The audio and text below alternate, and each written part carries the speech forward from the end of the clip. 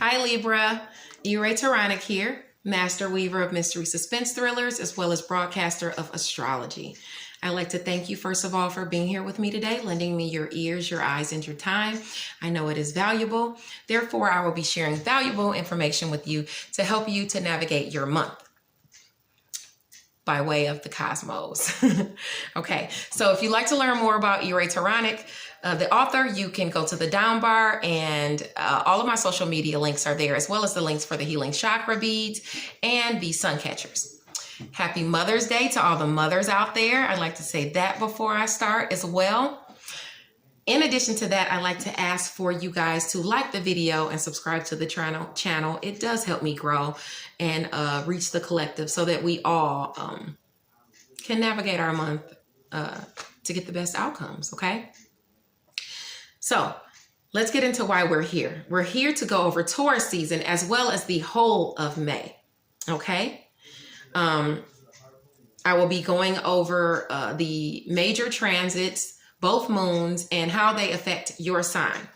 So the whole of May, first of all, is about reviewing, restructuring, revising, going back over, because we are going to hit a wall of retrogrades this month. The moons require that we dive deep and we talk about things, that we discuss, you know. Taurus season is here from April 20th through May 20th. The fixed earth sign of Taurus is ruled by Venus, the hottest planet in our solar system. Venus represents the finer things in life, with love and money right at its center. That's your ruler, okay? Taurus, that's, you know, your ruler as well, Venus, Libra. Venus rules Taurus and your sign. You guys are all about the finer things in life, you know, but with love right at its center. However, Taurus is all about delving into those sensual pleasures that bring us contentment. This sign craves the feeling of love, literally and figuratively. So let's take some time to enjoy what it is we have, you know, and appreciate it as well.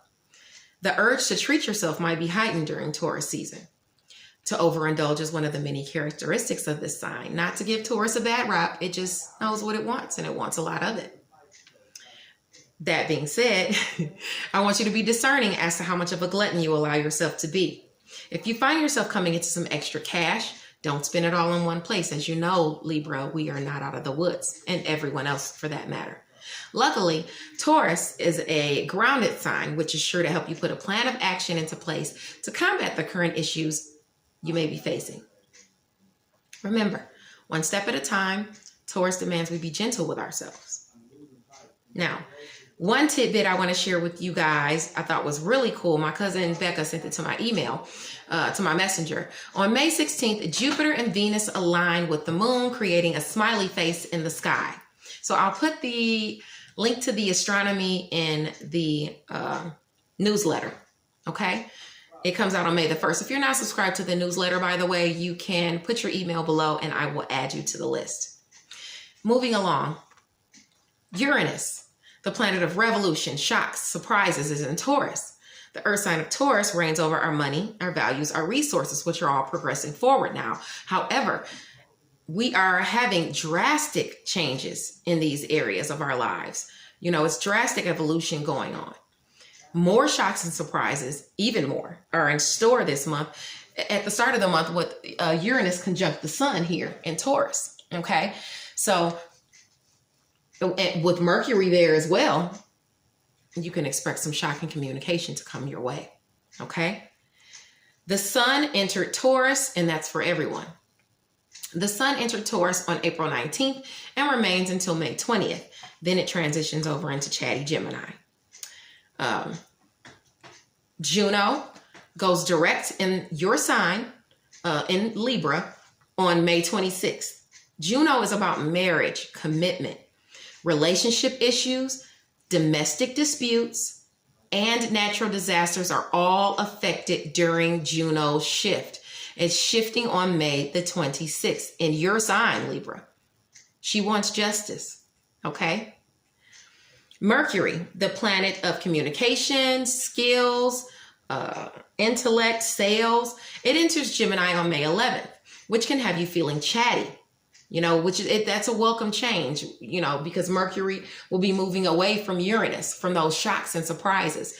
So with all the social media activity going on, it's a perfect time to make connections online, Libra. And for everyone else as well.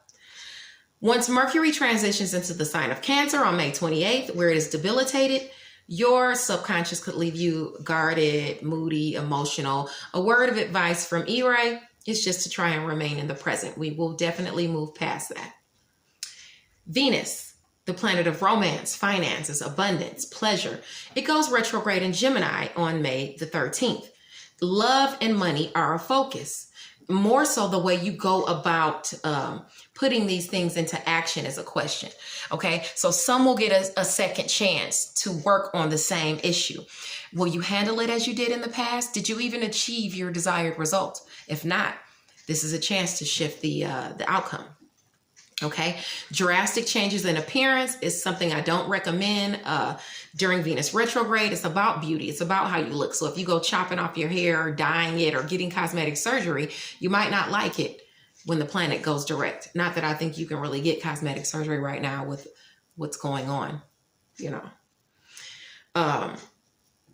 In addition to that, I advise not to make any drastic changes in your finances, like big purchases, unless it's scaling back. The only thing I advise is restructuring and scaling back on some things, you know, not spending as much. Just until we get our bearings, guys, okay? Mars, the planet of energy and challenges, enters Pisces where it is debilitated. And I say debilitated, I don't mean to scare you guys. I say debilitated in a sense of that's not the energy it's used to. It's not exalted there. Mars is exalted in Aries, okay? That's where it's happy. Mars is exalted in Scorpio, places like that. In Pisces is exalted in Neptune. Neptune is exalted in Pisces. That's what it's used to. It's dreamy, it's intuitive, not forceful and driven and just ready to go out there and face its obstacles head on, you know, with aggression and things like that. Regardless as to their respective energies, the cosmos is calling for these energies to mesh. So they have to get along with each other. They have to deal with each other. They have to learn to work with one another. That being said, it's calling for you to tap into your intuitive side for solutions. While you're still going to be up for the challenge, you'll be navigating issues with a bit more forethought, okay? So exhausting itself is something Pisces just simply doesn't feel the need to do. So, you know, just don't do it. Jupiter, I've got a lot of stuff going on. If you can hear it, I apologize. Jupiter, the planet of luck and expansion, is going to go retrograde at 27 degrees in the sign of Capricorn on May 14th, joining Pluto in its retrograde and heightening everything in its sphere. Remember, Jupiter wants bigger. That doesn't always translate to better. And I'll elaborate about that below. Just so you know, Jupiter does deal with travel as well. So continue to expect delays in travel. Saturn goes retrograde in Aquarius at 1 degree on May 11th. As you know, Saturn is a planet of restrictions, responsibility, karma, good or bad. Your actions help determine how your karma plays out. Okay, this is about your foundation. Saturn is about your foundation as well. It's not the time to make drastic career changes. You know, if you're picking up a little job on the side to make money, that's fine. But just quitting a job and shaking your foundation like that is something I just wouldn't recommend. Okay, not right now, guys, with the economy so fragile. Now, Pluto, the planet of rebirth, renewal, resources, taxes, debt, it's retrograde until October the 4th. This is a time of transformation for the collective. Be gentle with yourself, Libra. In the coming months, our faiths will be tested. You know, don't allow yourself to be bound by fear. Don't be easily deceived. Do your homework before believing media or social propaganda, as it will be shoved in our faces from all directions, really. We as a collective are at a vulnerable point in our lives. We as individuals must do our part by doing what we can to keep our hopes up, maintaining our mental health, as well as doing what we can to be a part of the solution as opposed to perpetuating the problem. The silver lining is that Pluto, being conjunct Jupiter, does help us keep our eyes on the prize while we're facing the coming shifts in our business and personal lives. Now, I implore you, keep a kind heart, Libra. That's not usually something you really have to, I'm talking to the collective, but that's not something you usually have to tell Libra. You know, Libra has a kind heart, a very kind heart. You know, the world needs compassion, as does our entire human race. The full hair moon, or the full hair moon or the flower moon, you can call it either one. It's on May the 7th, okay? It's in the fixed water sign of Scorpio. Open up the lines of communication and dive deep. Scorpio is not a superficial sign. It's about the real, you know? Scorpio requires a look at what's beneath the surface. It wants to know the truth. So be mindful of thinking before you speak, okay? Scorpio is also about death and transformation. The full moon brings matters to a culmination. Any full moon brings matters to a point of culmination. Whether it be business or love, there is much to be revealed this moon cycle. The moon T-squares Mars in Aquarius and the sun in Mercury in Taurus. I'll show you what I mean. This is where the full moon is going to be in Scorpio. This is where Mars is going to be in Aquarius. And down here, this is where the sun and Mercury are going to be at the time of the full moon. So that's a T-square. Those are 90-degree angles, okay? That's what's going to be mucking things up, okay? Now, the new moon on May 22nd is in the mutable air sign of Gemini. Gemini is a curious sign that loves to communicate, moreover network. Then, what new endeavors would you like to see in the works? That's what this is about. It's a perfect time to read up, to ask around, to take those initial steps. Just be careful. It's a Scorpio full moon too. This is going to bring a lot of deceitful people out. So you want to be mindful as to your business dealings. Okay, Libra. Now, Libra ranges from September 23rd. Lovely Libra. From September 23rd through October 23rd. The full moon in Scorpio, as I said, is T-squaring it. Okay. It's highlighting your shared resources, your personal resources, and your house of creativity. So let me show you what I mean, okay? So the full moon is here, okay? And it's affecting, this is your house of money. This is your money house, okay? This is your house of children and creativity over here where Mars is, where the challenges are. And then this is your house in Taurus right down here. This is your house of shared resources and money. Okay, that's down here in Taurus. So that's where the problem is going to be. So how I can kind of put that together. Okay, say for instance, you get child support from someone. That's shared resources, and that has to do with your children. You might have a delay in child support or a problem with getting your child support, Libra. You might have trouble with people maybe taking some of your money or taking money out of your personal and your shared resources because you have to pay child support. Or some of your money might get taken for child support. So see how I kind of connect that? I don't want to be too much of a fortune teller, but that's kind of, that's what we do. That's how we do the astrology, and we read the astrology. You mesh the things together and you come up with how it's going to affect you by the areas that it's going to be in. So moving along, that's what it'll be affecting: your area of creativity, your area of money, personal money, and shared money with other people. So that means business partnerships and creativity as well. If you have creative endeavors, money coming from creative endeavors or something like that, that's going to be affected. Okay, that could be affected. Mind your money, especially as Venus, your ruling planet, goes retrograde on the 13th in your zone of travel, education, and philosophy. It's a time for reviewing and restructuring, not forging ahead. Okay? So with Venus going retrograde in Gemini, and actually I think Gemini is sextile your sign. Sextile, it's trying your sign. Okay? So Gemini trines Yeah, Gemini trines Libra. Sorry about that. I'm looking at and reviewing as I'm going over it. So that pours positive energy in your sign. So with that Venus going back, maybe you'll make some money through travel, or education or philosophy, or maybe it's going and looking back over areas where you can make money that way. You know, that because that trine is helping you, even though it's going retrograde, you have a blessing coming. Okay.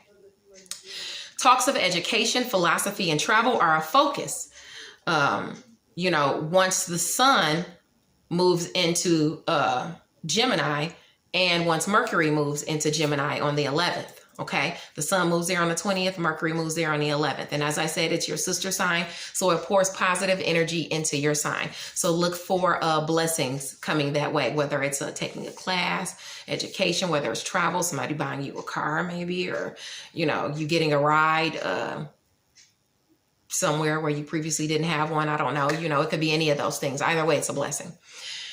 On May 14th, Jupiter, the planet of luck and expansion, goes retrograde, aspecting your area of home and family, okay? And it's squaring your sign. So what you want to do is Jupiter. Jupiter is naturally a positive sign, but too much of a good thing can be bad. So I'm assuming that's probably what it's going to be. Something, just watch out for overindulging around that time once Jupiter goes retrograde in your family, home and family sector. Saturn, planet of restrictions and responsibility, goes retrograde on May 11th, influencing your 5th house of children, creativity, and romance. So you'll see a little ease there. You know, your creativity might be coming back and blooming and things like that. Mars, the planet of energy and challenges, enters Pisces, highlighting your area of work and health. So like I said, with Pisces, with it entering Pisces and it being there, it's learning to mesh the energies. So you'll be putting that energy into your area of work. Okay. Being more intuitive at work, using your intuition at work, navigating with a little more forethought. People might be on edge at work. So you're going to want to use those intuitive talents there. And with your health as well. Okay. The Pluto retrograde is still squaring your sign in Capricorn.